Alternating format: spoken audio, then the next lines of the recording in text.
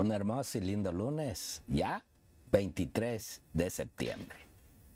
Y bueno, hoy con la palabra, la piedra fue quitada. Esa piedra pesada que entre 6 hombres la acomodaron. Y ahora simplemente llega uno del cielo y la mueve. ¿Qué es esto? ¿Qué nos dice la lección de esta tumba que fue profanada por los ángeles del Señor para levantar y llamar a aquel que Él mismo tomó su propia vida? Y hoy, para llevar este hermoso estudio, una vez más, en esta hora, están nuestros amigos, compañeros y pastores, Raúl y el pastor Magallanes. Bienvenidos y gracias una vez más. Gracias por acompañarme. Feliz lunes. Gracias, pastor. Gracias, pastor. Yo creo que es un privilegio, pastor, poder sentarnos y ocupar estas sillas. Yo digo, esta silla a mí me queda muy grande. Es un lugar de privilegio, pastores, que Dios nos da un privilegio y un honor poder venir a compartir la lección con nuestros hermanos televidentes, hermanos y amigos que nos siguen a través de nuestro canal y de nuestras plataformas. Y de verdad, pastor, es un privilegio, de verdad, gracias. Gracias, pastor Víctor, gracias, pastor Magallanes, por darnos ese privilegio de poder compartir con ustedes esta gran lección y este hermoso estudio, pastor. Gracias. Gracias a ustedes. Vamos a orar. Claro. Vamos a orar, queridos hermanos, les invitamos. Vayamos de rodillas, por favor, para pedir la dirección del Espíritu Santo. Amante y amoroso Padre, agradecidos estamos por la vida que nos permites tener. Y hoy, Señor, tenemos este estudio. La piedra fue quitada. ¿Cuántas piedras en nuestros caminos nos encontramos? ¿Cuántas piedras, Señor, a veces hacemos a un lado? O dejamos, Padre, que esa piedra nos golpee.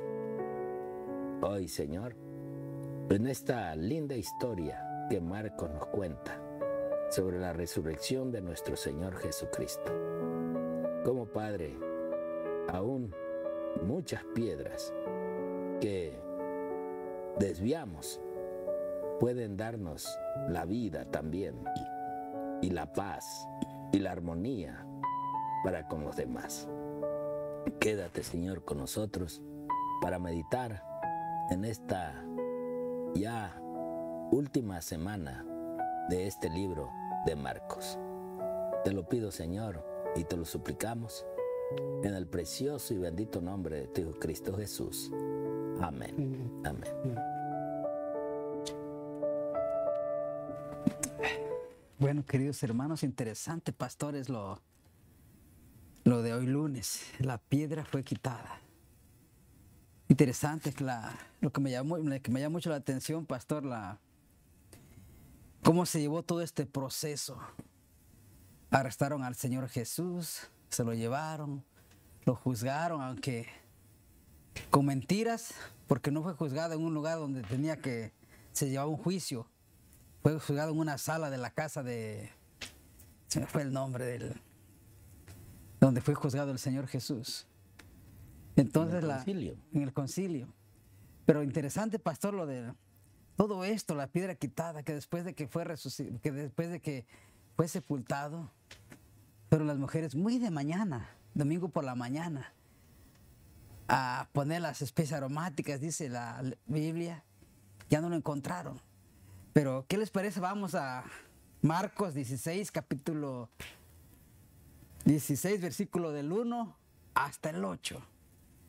Marcos 16, del 1 al 8. Uno nos explica magistralmente Marcos a través de la Biblia. Dice: cuando hubo pasado el sábado, María Magdalena y María, la madre de Jacobo, y Salomé compraron especies aromáticas para venir a ungirle. Y muy de mañana, el primer día de la semana, a la salida del sol, vinieron al sepulcro y decían entre sí: ¿quién nos removerá la piedra de la puerta del sepulcro? Y cuando miraron, vieron removida la piedra, que era muy grande. Mientras ellas iban caminando hacia el sepulcro de Jesús, pensaban y hablaban entre ellas: ¿quién nos removerá la piedra de Jesús? La piedra que cubría la puerta. Pastores y queridos hermanos, yo me pensaba en esta piedra. ¿Cómo sería la piedra de enorme para tapar ese sepulcro? ¿Cómo sería? Usted dijo hace rato, y me quedé pensando en eso, pastor, en la lección pasadita de ayer. Dijo que posiblemente se necesitaron 6 o más hombres para moverla. Para moverla. Pero lo interesante es que mientras iban estas mujeres a ver la tumba, llegaba la sorpresa de que la piedra estaba movida. Estaba movida. Luego sigue diciendo el texto bíblico. Marcos 16, estamos desde el 1 al 8. Quedamos en el 4. Y miraron y vieron removida la piedra, que era muy grande. Y entrando en el sepulcro vieron a un joven sentado a la derecha, cubierto de una larga ropa blanca. ¿Qué significa el color blanco, queridos pastores? Pureza, santidad. Pureza, santidad. Exactamente. Versículo 6. Y le dijeron, y les dijo: no asustéis, buscáis a Jesús el Nazareno, el que fue crucificado. Ha resucitado, no está aquí. Y aquí el lugar en donde le pusieron. Versículo 7. Pero id, decir a sus discípulos y a Pedro que él va delante de vosotros a Galilea. Allí le veréis como os dijo. Versículo 8. Ellos se fueron a prisa y huyendo del sepulcro, porque le habían tomado temblor y espanto, y no dijeron nada a nadie porque tenían miedo. Interesante, pastor, ¿verdad? Pero supongo que a ella se les había olvidado, porque habían escuchado del mismo Señor Jesús que al tercer día iba a ser resucitado. Pero supongo que con la emoción o todo se les había olvidado lo que el Señor les había dicho. Dice la Biblia que iban temblando y huyeron de miedo. Bueno, hay algo interesante, ¿no? Si recordamos, siempre que el Señor le hacía un milagro a una persona, siempre el Señor le decía: no le digas a nadie. O sea, no lo divulgues.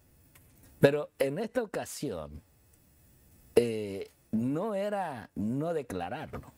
Al contrario, las mujeres debieron de haber salido: el Señor resucitó, el Señor resucitó. Pero tuvieron miedo aún de anunciar. Los apóstoles estaban encerrados por miedo a los judíos. O sea, se olvidó todo lo que Jesús había dicho. Y ahora estas mujeres, el mismo muchacho, el mismo ángel, vayan y díganle a Pedro. O sea, da nombre exacto. El ángel, ellas tuvieron que entender, si a aquel muchacho no lo conocían, ¿cómo pudo haberles dicho díganle a Pedro? O sea, era un anuncio completo, íntegro, de la resurrección de su maestro. Pero ellas en el camino, mientras van corriendo, en vez de anunciar la resurrección, se callan, no dicen nada. Y aquí el problema más grande es cuando llegan allá. Porque aún vemos cómo todo este acto de la resurrección no es ningún varón. Es la mujer que tiene ese privilegio de encontrarse primero con su maestro. Y esto es lo lindo. A veces nosotros vemos en las iglesias tienen más mujeres que varones. Es verdad. Vemos aquí cómo este suceso que en lo que iban antes de llegar ellas, decían, ¿quién nos quitará la piedra? Porque es enorme, es pesada. Y al llegar, ¿qué evento vieron? Que la piedra estaba removida y adentro de la tumba nuestro Señor Jesucristo ya no estaba. Ese evento me lleva y me pongo a pensar en el tiempo cuando nuestro Señor Jesucristo iba a resucitar a Lázaro, a su amigo fiel. Y el Señor Jesús les dijo a la gente, le dijo, quitar la piedra. Yo me pregunto, ¿será que el Señor Jesús no pudo con solamente la palabra remover la piedra? Sin duda sí podía él mover la piedra, pero él quería o él deseaba que el hombre, el ser humano o nosotros mismos removamos la piedra para que él sea el suceso que Cristo iba a hacer de la resurrección de Lázaro. De la misma manera pienso yo que hoy en día el Señor Jesús también nos dice a nosotros, quiten la piedra. ¿Qué piedra tenemos que quitar? Los obstáculos, porque una piedra en nosotros es un obstáculo, algo que nos va a permitir llegar a ser o a tener la resurrección que nuestro Señor Jesús nos quiere dar. Y esas piedras, esos obstáculos, lo tenemos que mover nosotros, remover de nuestras vidas para que el Señor pueda hacer su obra, ¿verdad? Por eso dice la palabra de Dios, dice, sin mí nada podéis hacer. Sí. Y es necesario remover los obstáculos que nos impiden en aquel día cuando nuestro Señor Jesucristo venga en gloria, de escuchar su voz y de decir, resuciten todos los muertos que duermen. ¿Verdad? Amén. Queridos pastores, miren, algo interesante que miren en el versículo de Marcos capítulo 16, versículo 7, interesante lo que dice Pedro. Pero ir y decir a sus discípulos y a Pedro, cuando Pedro 3 días antes lo había negado. Lo había negado. Pero interesante lo que dice, ir y decir a sus discípulos y decirle a Pedro. Dice, él va delante de vosotros a Galilea, allí le veréis como les dijo. Pero lo que me impacta bastante, queridos hermanos, es que la orden vino de arriba, ¿no? No era de parte de los ángeles que ellos decían, vayan. El Señor venía de arriba la orden. Díganle a Pedro, a los apóstoles, a Pedro que... Si tú ves, el ángel menciona las mismas palabras que Jesús había dicho. Exactamente. Después de su resurrección, ¿a dónde se iban a encontrar? ¿A dónde ellos tenían que estar? Les dio lugar, y señas y todo, y fechas y todo. Y fecha. O sea, yo pienso que es hoy en día como a nosotros. Exactamente. Nosotros quizás no tenemos una fecha del regreso del Señor. Pero sabemos. Pero sí sabemos los eventos.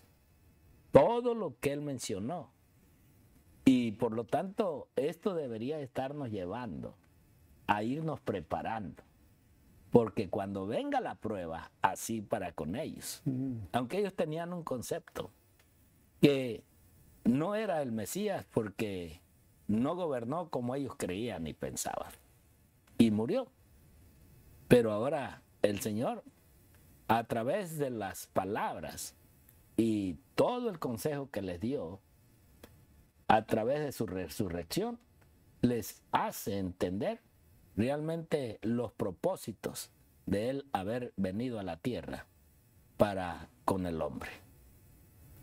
Miremos cómo lo dice este libro de los Hechos. El libro de los Hechos nos dice claro, los enemigos de los discípulos no pudieron menos que convencerse de que Jesús había resucitado de entre los muertos. Vean, ellos no creían en la resurrección, aunque con Lázaro también vemos en el capítulo 12 del libro de Mateo, que allí mismo, cuando Jesús va con Lázaro, buscan cómo matar a Lázaro también, no nomás a Jesús. porque Él era la prueba de la resurrección. Por eso dice este libro, la prueba era demasiado concluyente para dar lugar a dudas. O sea, ya no nomás había aparecido a unas cuantas, ya estaba siendo visto por varios.